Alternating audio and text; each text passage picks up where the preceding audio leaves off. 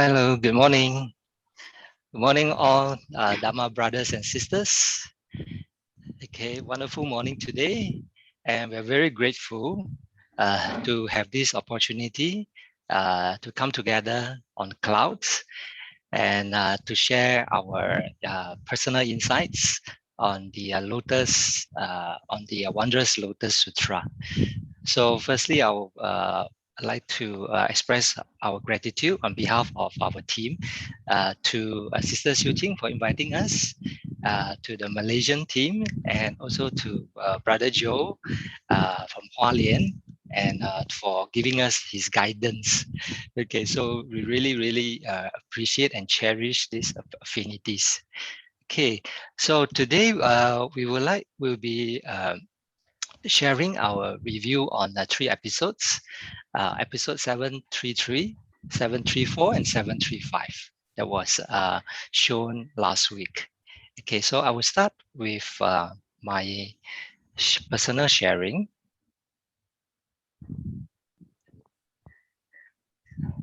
Okay, so in episode 733, it was titled Bodhisattvas Play Freely Within Spiritual Powers.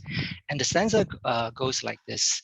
Bodhisattvas play freely within this wondrous application, subduing all demon armies with inside the mirror.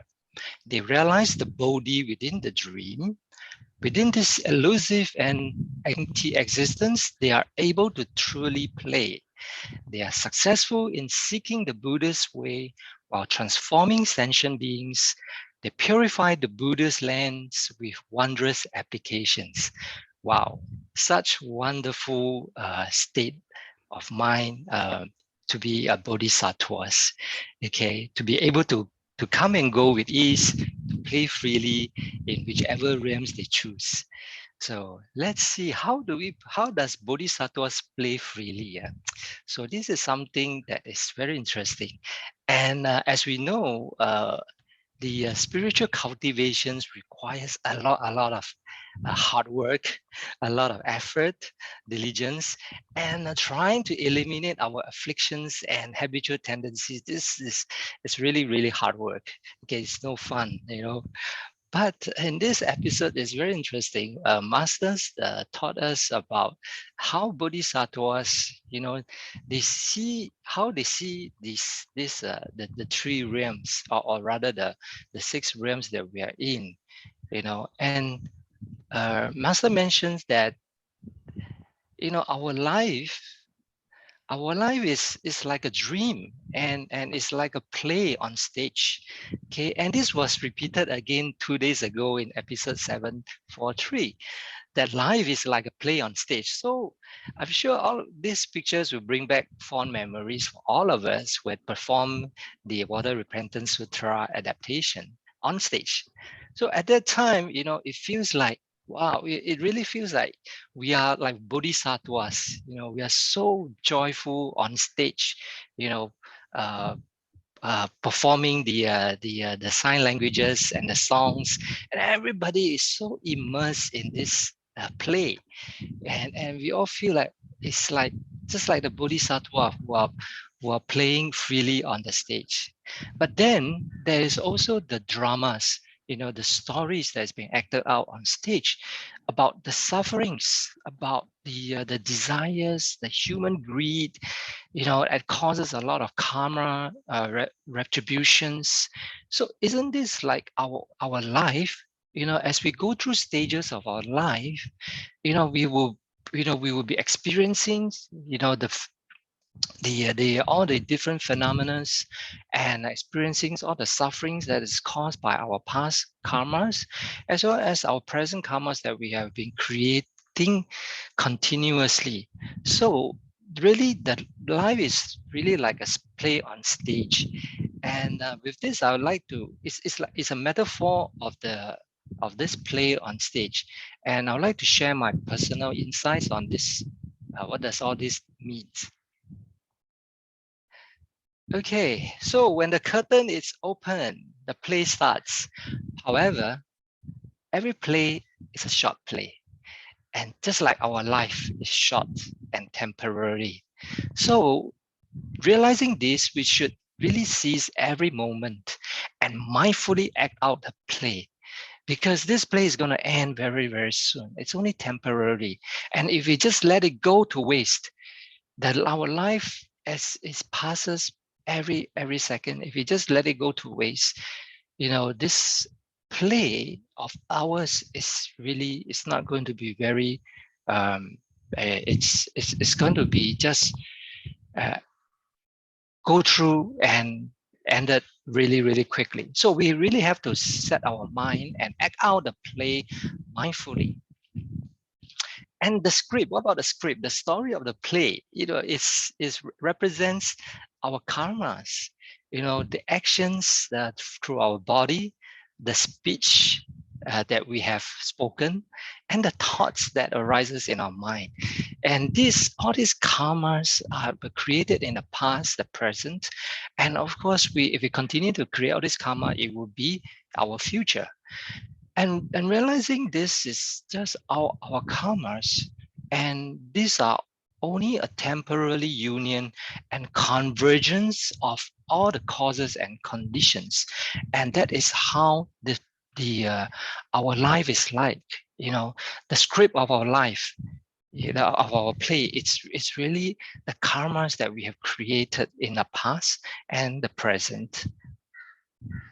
And during the play, as we watch the play, and during the play, as we're acting out this story, it's really an opportunity for us to apply the wondrous Dharma, okay, through our roles that we are playing. We could be playing the role of a son to our parents, a husband to our spouse, a father to our children, a friend to our Dharma families, and our colleagues. So through the various roles that we play, are we playing it willingly and joyously, or are we just going through because of our habitual tendencies? We have lots of afflictions and throwing tempers, and affected by our externals, and because of the MCOs and the lockdown and so on. So this is really a chance for us to apply the wondrous Dharma during the play. And when it comes to the end, what kind of ending do we expect? What kind of ending do we want our life to have? Okay, it depends, right? It depends on our karma, the retributions, whether we have a happy ending or a tragedy. Okay, and how we want it to end, it's really, really up to us. It's the script that we have written in the past, and also it's how we treat our present life and the present moment, and how we interact with our present state of mind, and the current and the people and the sentient beings that we are interacting with, that we have affinity with. And as all shows, as all good shows, it must come to an end. And when the show ended, all the actors on stage, we have to take a bow and go off stage. Okay, just like our life. When the time comes for us to draw our last breath, just like the curtain, when the curtain is being drawn, okay, we have to go. Okay, we have to, no matter what, we have to go on, we have to go off stage, because that's the end of our present life. When these conditions are no longer present, everything will return to emptiness. There will no longer be an audience. There will no actors on stage. Everything will be empty. Okay, and it will be just back to emptiness, just like our body. Our physical body will be, it will disintegrate, it will be cremated, it will be returned back to emptiness, which shows that the empty nature of all things. Okay, so, and what's next? Oh yeah, so the audience are the people that we comes into contact, okay, that we'll be able to influence and transform. Because just like us, when we are watching a play in the audience, we will also be emotionally affected, influenced, inspired, and we will be clapping and even be crying if it's very touching. Okay, so if when we are on stage, okay, we have the power, or we have the opportunity to also influence and transform the audience, just like how we are able to interact with people, and then to have an influence of them, and to transform and to share the Dharma with them, and to transform with the people that we come into contact. And our fellow actors, they are, they in any play, you cannot have a solo. You need many actors, and these are our family and our friends, our colleagues, are people that we have affinities with, because they are also acting out the story of our life. And the next play is our next life. Okay, whether our next life is a good play, it's a bad play, it really depends on our karma, and also depends on our vows. Okay. And we all aspire to be like the Bodhisattvas, who can play freely with their spiritual powers, and make vows to return to human realm, to help others to realize the principles, and to continue to transform others. And we vow that we will be back to this Tzu Chi stage, so that we can continue to be, to walk the Tzu Chi path, to continue to practice spiritually, and to practice the Bodhisattva way. Okay, so in this episode, Master also mentioned that how to cultivate this, what is Bodhisattva way, and how to cultivate it. Okay, for any spiritual cultivations, you really need to have foundations. Okay, just like any building, you need to have strong foundations. Okay, so the Buddhist spiritual cultivation, the foundations can be found in the 37 practices to enlightenment. Okay, these are practices that are to help us to purify our mind, and these are more of the internal practices. And the hearers, and if you're able to attain all the 37 practices to enlightenment, you'll be able to achieve the stage of the hearers. Okay. However, for Bodhisattvas, these are not enough, because Bodhisattvas practices require us to go to interact with the others, with our external world, with all sentient beings. And so that requires us to have the foundation of the 6 paramitas and the 4 all-embracing virtues, because that will teach us how do we interact with sentient beings. These are very, very useful and beneficial methods and ways that we could practice, and how to be a bodhisattva. Okay, with so many practices, 37 plus 6 plus 4, wow, 47 practices. It's not easy to remember, for me at least. So I would like to put it into a diagram, so to help me to remember, and to guide me on what are all these spiritual practices. Okay, so for the 37 practices of to enlightenment, a very, very important and strong foundation, that is the Noble Eightfold Path. Okay, so these are all the 8 right practices, okay, that we should have, and followed by the 7 factors of Bodhi. So these are the 7 factors that will help us to achieve the wisdom, the Bodhi of enlightenment. And there are the 5 spiritual powers and the 5 spiritual roots, followed by the 4 bases of fulfilling powers, the 4 right efforts, the 4 mindfulness.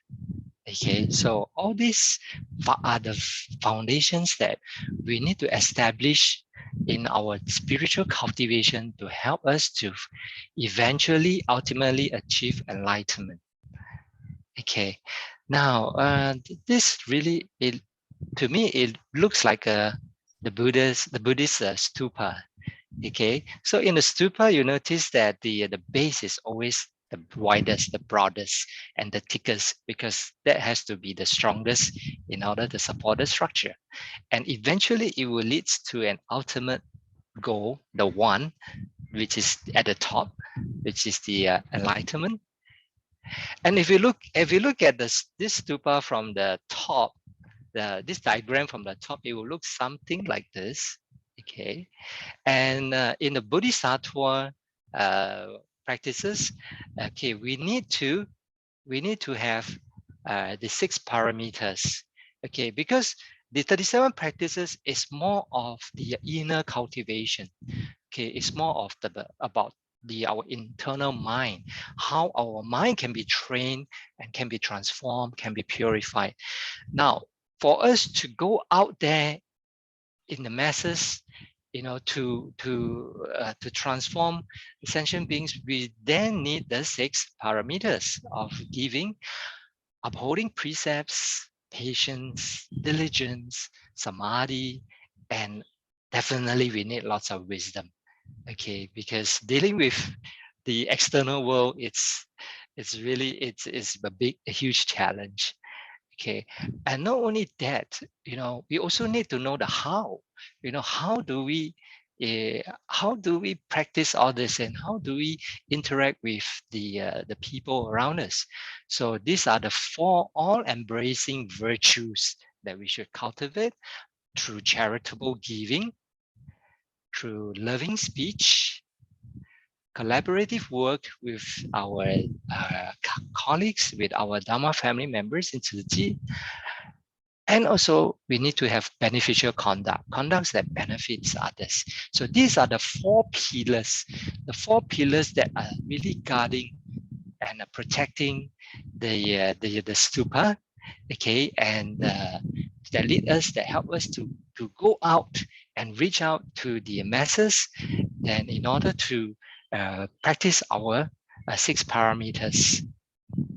So in conclusion, if we could treat life as a play, we would then be able to free ourselves of all the obstacles, and our mind will not be obstructed by external conditions. Just like, if we could really, when the play comes to an end, if we can let go, okay, because we treat it as a play, and a play must come to an end. And if we could let go of the attachments to our body, to the 5 aggregates, to our desires, to our loved ones, and if we could just let go, and we could be free of all obstacles and be ready for our next play. The Buddhas and Bodhisattvas, they are all playfully using their spiritual powers to embrace and transform sentient beings. It's as if they are just putting on a play on stage. And this play the purpose of the play is to transform the people in the audience. So if we could learn to be like the Buddhists and the Bodhisattvas, and to play out our roles mindfully, diligently, and to carry out our missions in Tzu Chi to transform sentient beings, to purify minds in order to have harmony in society and peace in the world. And really, during the play, how do we earnestly immerse ourselves? Okay, if we are able to do that, then we can understand truly the principles, and feeling as if that we are in this play, we can come and go without obstacles. And with this, we can achieve the great freedom and ease. So thank you so much for your kind listening, and may all beings be well and happy.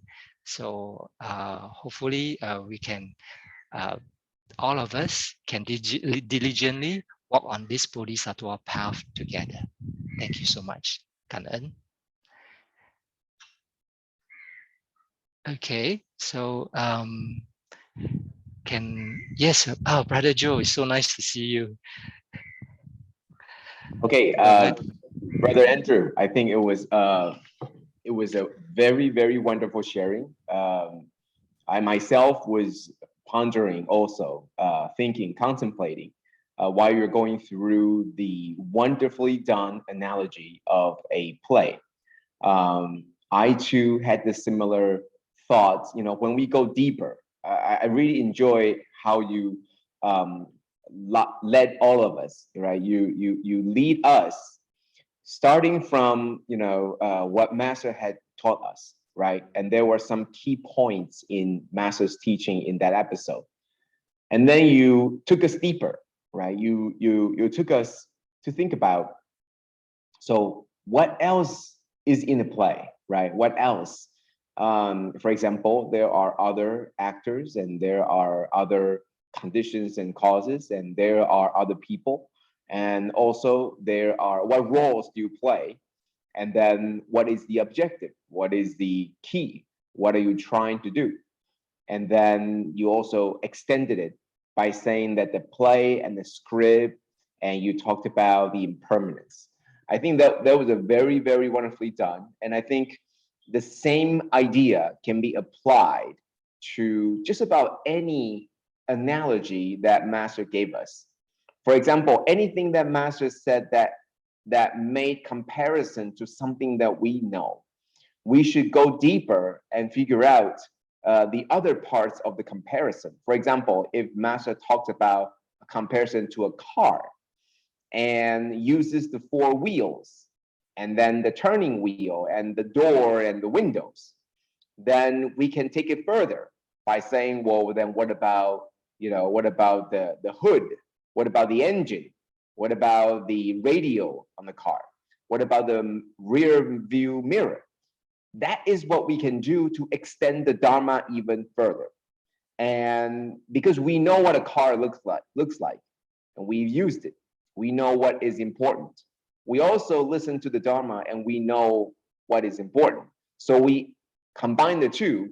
So we let people that know about the car, but not so much about the Dharma, can also participate and understand better through the analogy with the car, to understand what the karma or what the Dharma is. And I think that was very, very wonderfully done.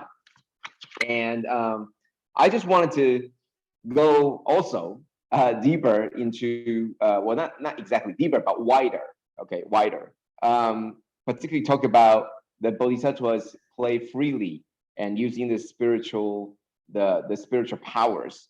I think one of the key things is, you mentioned that when when the play is over, we all sort of ended it, and then we get off the stage. Particularly, I think the idea is, when is the play considered over? Brother Andrew talked about when our lifetime ended, when our lifetime, this particular lifetime ended, and I was thinking more about maybe every day, maybe every moment. Okay, so at every moment you have your particular role you need to fill, or at any particular time frame. For example, you're in school, now you're a student. You're at work, now you're an employee or your employer. Now you're home, you're a husband, you're a wife, or you're a son, your daughter, or your mother or father. So at different locations, you actually play different roles. It's like you are a superstar, and you go from show to show, and you portraying different roles, even though it's the same lifetime. It is possible. And sometimes you play a good character. Sometimes you are the white knight saving the princess. Sometimes you play an evil character, someone who is hated by, someone who is a villain, like a mother who is being really, really disciplining the child, right? So we all have different roles, and but at every moment, lastly you talked about what is the point. You talked about the Bodhisattvas, their play, their objective is to transform the audience. I really like that. I like that. But what about us? Who is watching and who is watching and looking on in our play when we're switching roles? I think we are. We ourselves are. We are looking back also.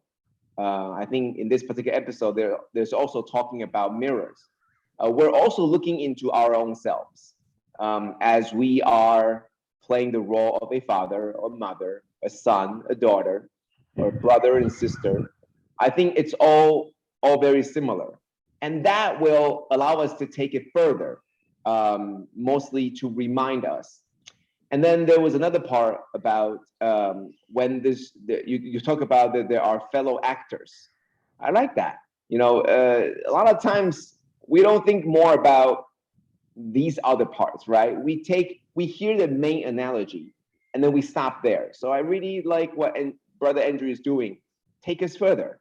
And the fellow actors, for example, you are playing a role and I'm playing a role and we're all playing a role. But when we get off the stage, remember, you mentioned about not attaching to what it was. For example, you play the role of a king, but off stage, you're not really a king. And but if you continue to play that role, even though you're not on stage, then there will be a problem, right? There might be a problem. I don't know. Maybe you're a king at home. I don't know. But maybe your subjects on stage will not take it lightly when you continue to demand them to do things that they will only do on stage, but they will refuse to do in real life. So it's the same thing. You also understand that maybe at home, if you're a boss, if you're an employer at work, you probably would know that when you come home, your wife is the boss. So it's the same idea that on different plays, you assume different roles. And it's important to not be attached to a particular role all the time. Lastly, you talked about the fellow actors. And I think it's also very important to extend that other actors and actresses, they're only acting according to their script too. And when you think about that, it's also true that they are also controlled or somehow guided by their conditions and causes and conditions. Like you said, it's a temporary union of causes and conditions. And so are they. Their script was also written for them. So it's not, you should not hold them 100% responsible. How they're acting out their role because it was written on their script. So I think in one of our training here in Tzu Chi or in many companies, I think one of the training was sometimes we switch roles. You switch from a boss level, a manager level to a staff, and then sometimes you switch. And you are handed out a sheet of paper that explains to you what your role is and what you're supposed to do and what is your cause, but you're not supposed to tell the other side, while the other person is also holding a script. And when you eventually exchange, or when you eventually look what's written on that script, you realize that there's a huge gap in understanding for each other. So I think that's also very key, is that we are holding our own script, but we don't know the other people's script. And sometimes we're not very happy and we are easily disturbed by what they did, not knowing that that was their script, not knowing that sometimes they don't even know why they're doing this, but they're just following what was written in that script. So Master is teaching us that while we're following the script, we could also act on a lot of ways in what we can do. For example, the script is asking you to do certain things. It's asking you to smile. You're supposed to feel happy at this moment. Now, for many different people, they will act differently. How to portray happiness, and that is the key. How do you do this so that other people can feel your joy and happiness? Depends on the acting skills of everybody, right? They all portray it differently, and that's what we can do to change. We may not be able to change how tall or how short or how thin we look, but we can make it so that even though I am very thin, but I portray the symbol of strength. And that is doable. And I think that's what this also tells us, that even though the script was written for you, you could still portray it, not leaving the central core theme of what the script tells you to do, but you can do it your way. And I think that is the ultimate power, in that if you look at all the actors, all the big name actors, they are big name because they found a way to portray a certain thing in their particular way, and people like that. People identify themselves with that. So that's what we have to do. And so I think there are many things that that we can start thinking about, the analogy, and then go deeper. And I enjoyed that immensely, especially with Brother Andrew leading us deeper into each aspect, of this analogy. And then at the end, you show us the stupa. I really like how you eventually told us to look from the above, look down from above. And from what I thought about was that this is exactly what we needed to do in Dharma, is to look differently, right? We always look at it on the side view, but sometimes we just need to flip it. Sometimes we just need to look from a different angle, and then we see something totally different. And that's what Dharma is. This truth is not going to change just because you change your perspective. It's still going to be there. It's still going to be the same. It's still going to be true. It's just from a different perspective. And that was very cool. That was very cool. So thank you, Brother Andrew. That was very cool, and I enjoy immensely. And I also learned quite a lot from this engagement. Thank you. Thank you so much, Brother Joe, for your wonderful guidance, and really learn a lot from you. Yeah, especially about how we could take one analogy and expand it into various forms in order to cater to different peoples, in order to suit the different capabilities of different people. Okay, thank you so much, Brother Joe. So next we will have our next sharer, Brother Xiaoping. So Brother Xiaoping will be sharing on the episode. Sorry, is it Brother Xiaoping or Sister Beng Hwee? Yeah, it's me. Oh, okay. So, okay, Sister Beng Hwee first. Okay, 734. Yeah. Okay, over to you, Sister Beng Hwee. Okay. Good morning, everybody. Most respectable Sangren, all master in the Abbot, Brother Joe, and all my Dharma family on the club. Good morning, everyone. I suppose you can hear me loud and clear. Let me share my screen first.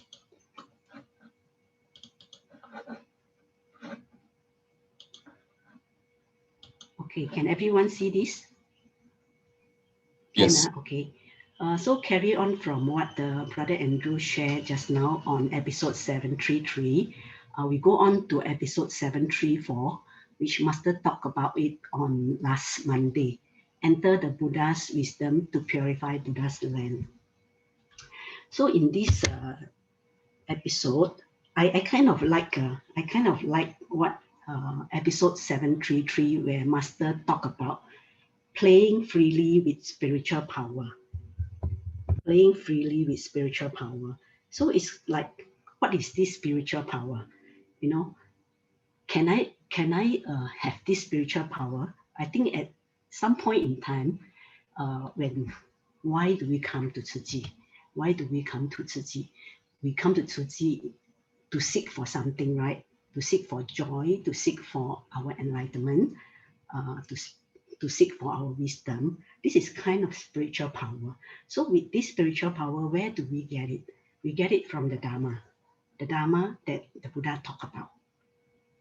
So first thing that it comes to my mind on this chapter where the Master talk about faith and understanding. So Master talk about faith and understanding that will lead us to, in fact, she talk about the 4 grounds where we achieve on the Pusa Sati. So the first 4 grounds, the ground of joy, the ground of eradicating all the defilements, the ground of attaining the radiant lights, etc. So this is very important, right? So Master talk a lot about faith and understanding during her speech every morning. So it leads me to ask myself why it is important to have faith and understanding. How do we have deep faith and understanding? So when we come to Tzu Chi, right, like why is it important to have faith and understanding? Because we want to seek spiritual power. We want to seek enlightenment ourselves. We want to find the meaning in our life. So it's important to have faith and understanding. But how do we cultivate that deep faith and understanding? Okay, so Master talk about wondrous principle of the Lotus Sutra. So why is it wondrous? How am I going to get the wondrous principle? So okay, it brings us to this. In this chapter, there is a very important parable of the poor son. So this parable is to remind ourselves so that we will not end up like the poor son who wandered away from his wealthy father for a long, long time until he turned his steps by chance in the direction of his homeland. So the homeland is within himself. So it's the same. So we are wandering outside for such a long time until we found Tzu Chi and we come into Tzu Chi. So, but we can wander away if we are not diligent or we are slack. Then we wander away again for a long, long time until we come back again. So what should we do then? Okay, these are the few reflections that I have on this chapter. So, okay, diligently walk on Tzu Chi path is the first thing to cultivate deep faith and understanding. So the key word is deep faith and understanding. So we must diligently walk on Tzu Chi's path. So Master, someone has opened the door for us through the 4 missions and 8 footprints, which the first thing is let us do. So someone just say, just do it. So we come to Tzu Chi, we have plenty of opportunity to do what we deem as giving other people happiness, and through that process, we gain joy. So this is joy through unconditional giving without asking for anything in return. So we gain that joy. That joy is something very difficult to explain. So when I first come to Tzu Chi, right, people talk about Dharma Joy, right? I really can't comprehend what is Dharma Joy. It's not just happiness. It's something that is in you, deep inside you, that the Master says is undescribable by words.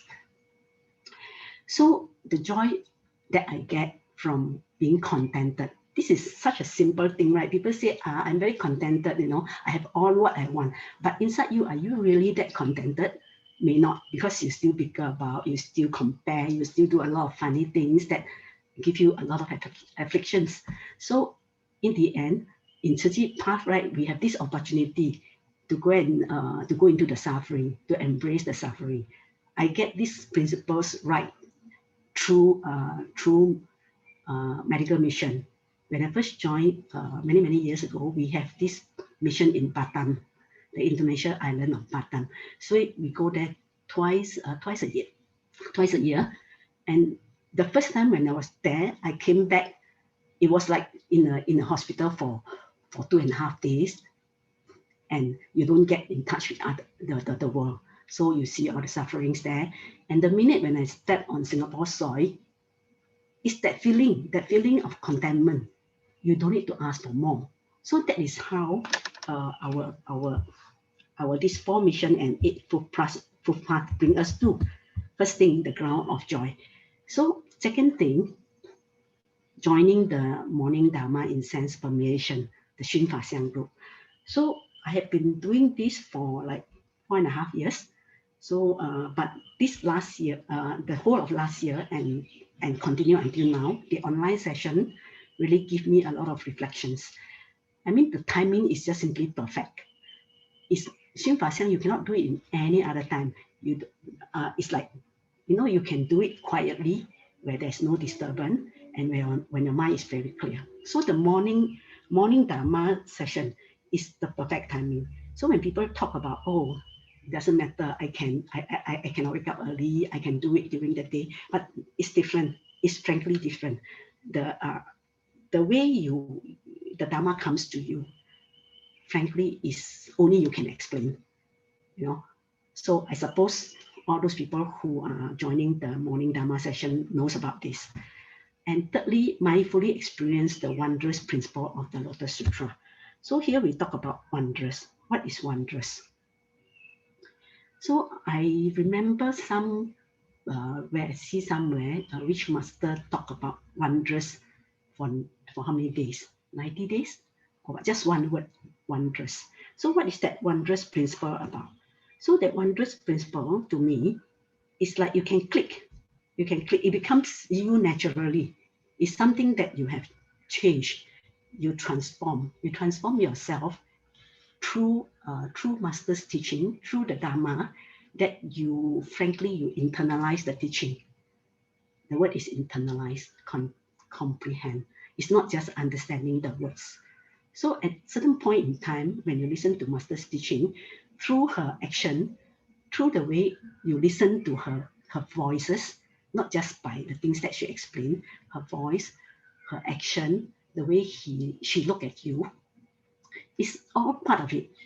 So when you keep listening to it, one day when you can apply it in your daily life. It's just very natural. When people start to talk about their problems, you can relate, because the way master talk about Lotus Sutra is very different. She used what's the happenings in the world today. So many happenings in the world today that we begin to realize what is impermanence. So through all this teaching, you probably will say, hey, why the master is talking about the same thing every day?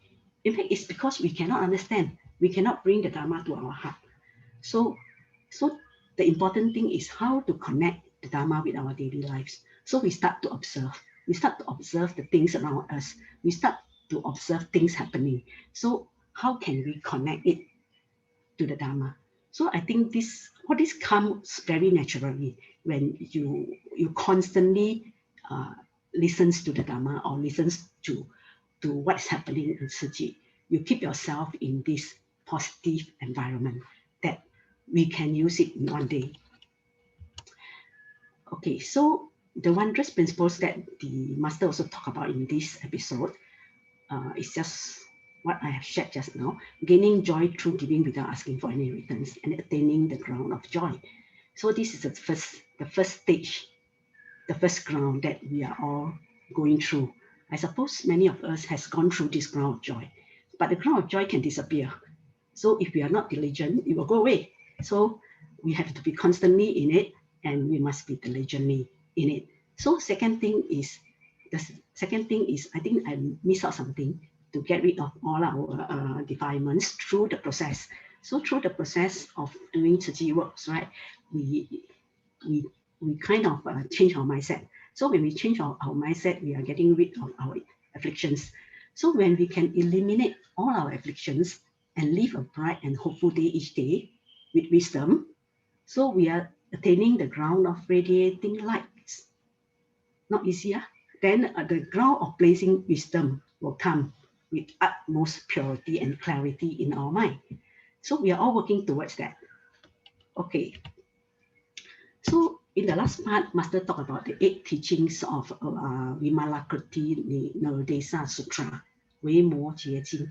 So in these 8 teachings, right, they are actually focusing on how we can purify our own mind to attain a pure Buddha's land.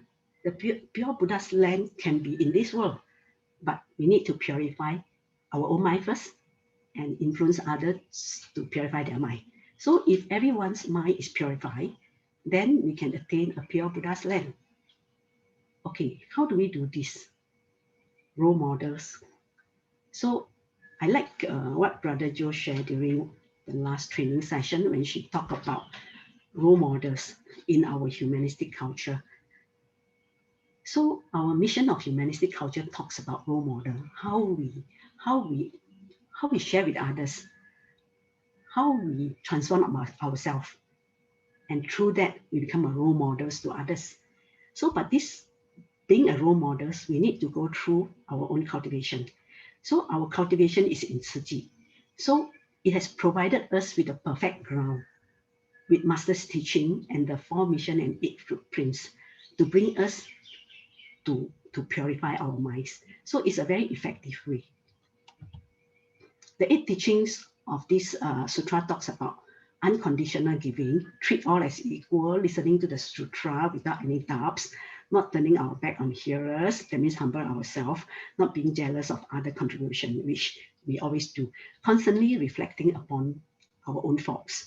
We only talk about other people's fault, but we don't reflect on our own faults. Forever wholeheartedly seeking all merits and virtues. So we look at all these 8 teachings. Isn't it the teaching that we are all doing it now? Isn't it the teaching that Master has been talking and teaching us about? So we are listening to this every day. So we should be able to get it, to bring that Dharma to our heart. And that's what Master always talk about every day. Be mindful, be mindful. Are we that mindful? Are we mindful that we are so eagerly wanting to bring the Dharma to our heart? So we may be wondering about during the morning session, or we don't put our heart and soul into it. So if we can do that, and we can do that earnestly and diligently, one day it will bring us to a better person of ourselves, and we are purifying ourselves in that process. And with that, we can frankly influence the people around us, and that is my belief. Okay, with that, that's my sharing today, and I really want to thank everybody for giving me this opportunity to share this morning. Thank you. And then Sister Ming Hwee, for your sharing on the cultivation of deep faith and understanding. So may we have Brother Joe to give us his guidance and feedbacks. Okay, thank you, sister, and thank you, brother. I think guidance, I wouldn't go so far as guidance, but I do have my feelings, and thanks so much. I think it was very, very thoroughly explained about the deep understanding and faith. I especially liked how sister used your own history, thinking about why you come to Tzu Chi, and also in comparison, you put it right next to the foregrounds, just like what the episode did. And you asked this question, what is true joy? Like, do you really understand what Dharma joy is? And I like how you said that, it's not the same happiness that you get. It's something that it's almost indescribable.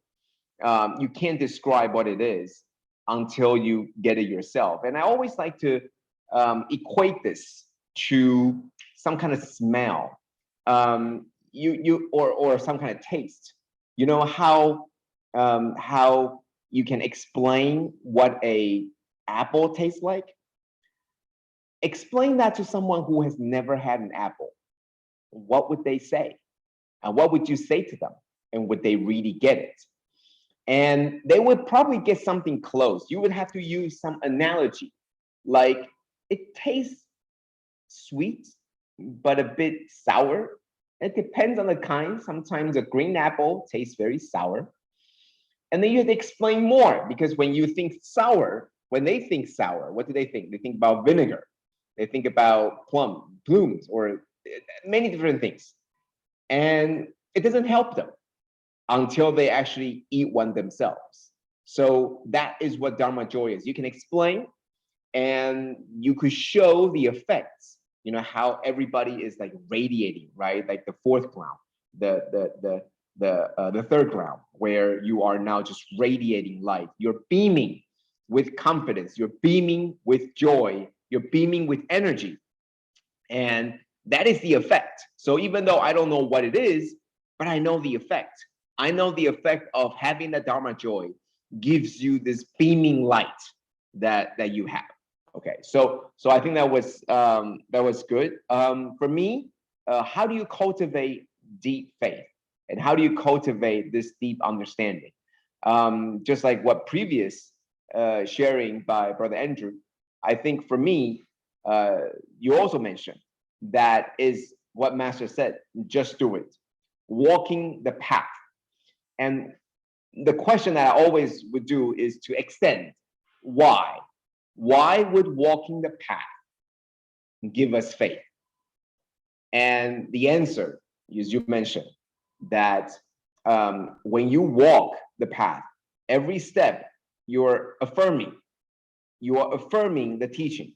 You are indeed saying that, yes, it's true that all the teachings and all the things that I saw in other people or that I heard from Master is indeed true.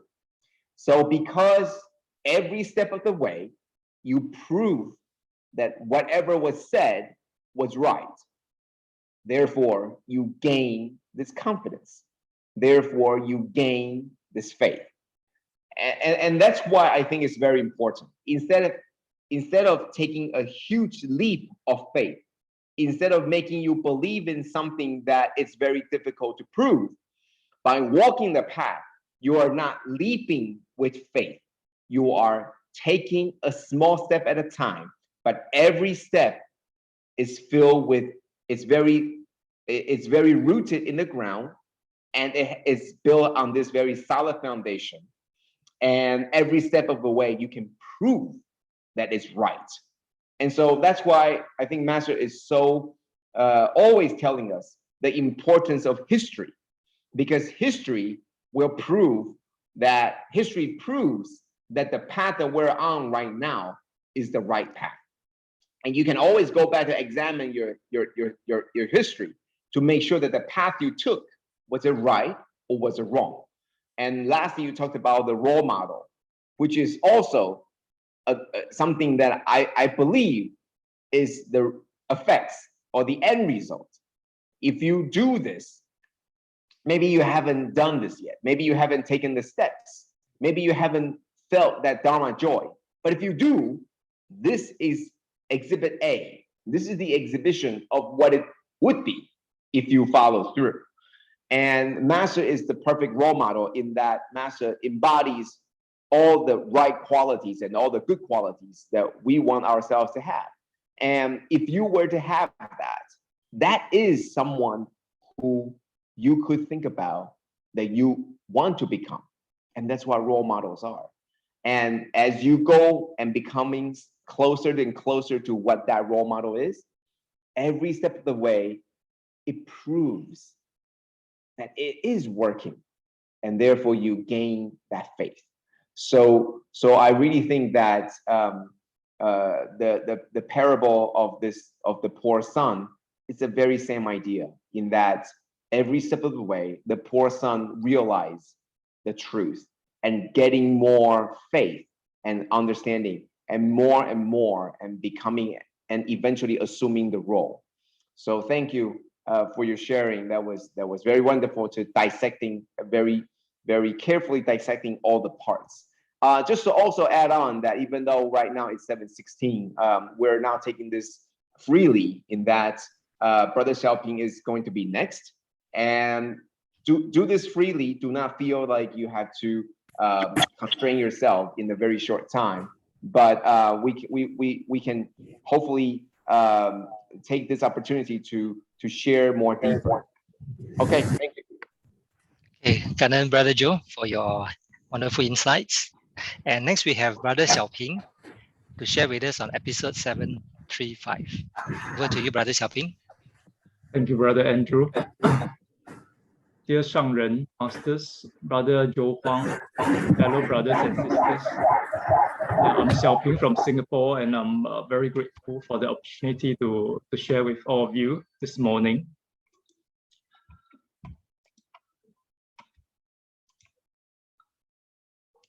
So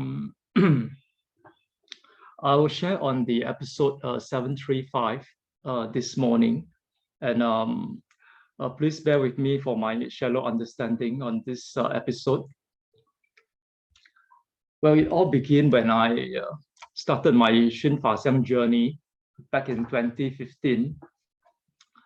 Master then was preaching on the chapter of a simile and parable, describing in details and very lively illustrations on the burning house, and these three rhymes that exist truly in our hearts.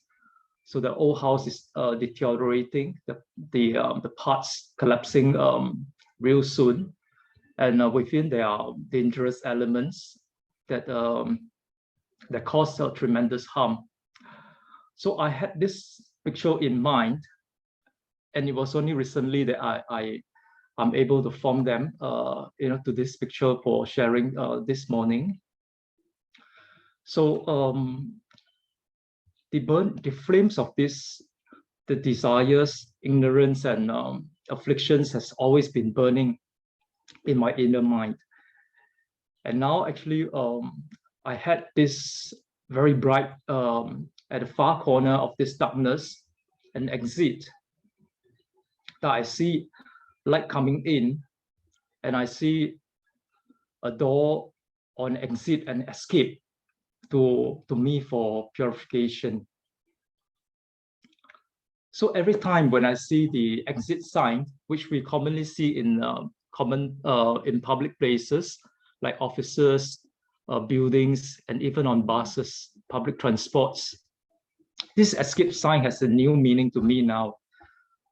So it represents the Buddha Dharma, which Master have very carefully and very mindfully trying to transmit to us. So I've been thinking, what form of escape am I thinking? So I, like this duck in the picture, I may fly as hard as possible to escape, the deadly bite of the crocodile. So it's a narrow escape. So earlier I was thinking of self-liberation, and this cultivation is about myself. Nibbana, we talk about nirvana, we talk about being free from our own ignorance, afflictions and cyclic reincarnations, etc. But if we do think back, am I able to achieve it? What if I'm physically less tired or I'm sick, so I may not escape the next round? So this led me to think about vegetarianism, which Master want us to to practice and to promote, especially during this COVID-19 pandemic. So I've been a vegetarian for almost 30 years. So all along, I must repent, all along I thought it was just a personal belief or personal choice. I did share with others, but not not wholeheartedly and not proactively enough. So in this episode, these three words, Da Nibbana, struck me very hard, like what the four disciples, they had a new definition to their ultimate aim of nirvana. So they realized in this chapter that what the Buddha wants is to transmit or educate that all disciples should attain great liberation or ultimate nirvana, which is for all beings, not for oneself. So with COVID-19 as a grand lesson, as Master educate us, it inspired me to vow to be not only a vegetarian myself, but to promote vegetarianism for all my lifetimes. So this movie, The Great Escape, has a new meaning for me when I see the exit sign now. So in conclusion, the world needs Buddha Dharma. The world needs Tzu Chi, you and me, and the world needs human minds to be purified. So this is my little experience in Tzu Chi, and I hope it's useful to all of you. Thank you very much. Thank you. Brother Joe-Facilitator. Xiaoping. Thank you. Yes, Brother Xiaoping, for your great analogy on exit and the great liberation. So may we invite Brother Joe to give us his comments and feedbacks. Well, I like the drawing that you did with the room that is dark, but it's on fire, and there's an exit. So for many people, they might not be even able to see what the exit is, and for many people, they do not even see the fire. And so I think one of the key thing is that's what Master kept on telling us, is to see the fire so you can be aware of the danger, and then see the exit so you know where to go.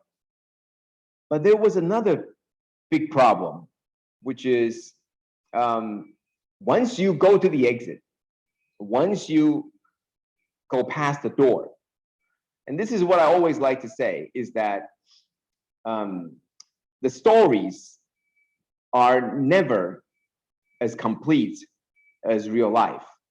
You would always say something like, the prince and the princess live ever happily, happily live ever together, happily live ever after. Okay, so that's what you would always say in the fairy tale, right? You would always see that, because the story didn't tell you what comes next. It's supposed to be up to you. And so all these stories, after you are out, after you go to the exit, the life doesn't end, just like if you go to Nirvana. I think it doesn't stop there, right? Just like what Master told us, that even the Buddha keeps on coming back. Once you get to the exit, sometimes it's almost like, you know that there was a problem and you fixed it. Now what's next? Continue. But a lot of people, sometimes, and maybe most of the time, I don't know, we feel very diligent, like we're walking toward the door, and maybe even we're almost through the door, and maybe even through the door, and then we flow back again, and then maybe we turn back, and then we flow back, because we couldn't stay entirely on the other side of the exit. And that was also the problem. And so in the analogy of the burning house, it was the same idea, in that why did the Buddha give us the great white ox, the cart? Because the whole idea was, not only was it to attract us out, but also to keep us out, not keep on wanting to come back again because something we left here in the burning house. So thank you for your thanks for Brother Xiaoping for your sharing about this burning house analogy, and just like what Brother Andrew in the very first session talked about, all these stories, we could really go much deeper, and for every analogy we could go deeper to think about, what comes next and what is wider. There are wider things. So the story is something that ignites us, something that inspires us to understand. But it's like that door. That story is that door. Once you sort of believe that you understand, you need to go further. It can't just be stopping right there, whether it's the analogy, the parable of the poor son, or the burning house, or any other story. If you stop at what the word tells you, or if you stop at what the sutra and the story tells you, then it has very little meaning, because it's just a story. It's just an analogy. But what do you do beyond that? What do you do beyond knowing that, life is but a play? Well, go beyond that. Go extend and then figure out what you know about the play and then combine it with your life. And I think that's probably the biggest teaching that there is not just in these words, but your extension, your involvement. Immerse yourself in the stories and the play, and also the analogies. So I would like to thank everybody, especially our friends on YouTube Live, who is also following closely and also typing up many feedbacks. Called Effie, who is sharing with us on YouTube, and sharing that every step of the way. And this is something that we like. I like this more to be, more interactive, even though it's kind of different because I talk so much. But I really enjoy this, and thanks to Brother Andrew for hosting and facilitating, and thanks to Brother Xiaoping for sharing all. Thanks to the three sharers today, and we hope that through this you actually see different perspectives. And so did I. I actually learned a lot. I experienced that from different perspectives and different angles. Just like what Brother Andrew did, right? You look from the top down, and it's a completely different structure. It's a completely different picture from what you would otherwise thought about as the stupa. Okay, thank you, Brother Andrew. Thank you, all three. And that was a very, very wonderful sharing. Thank you.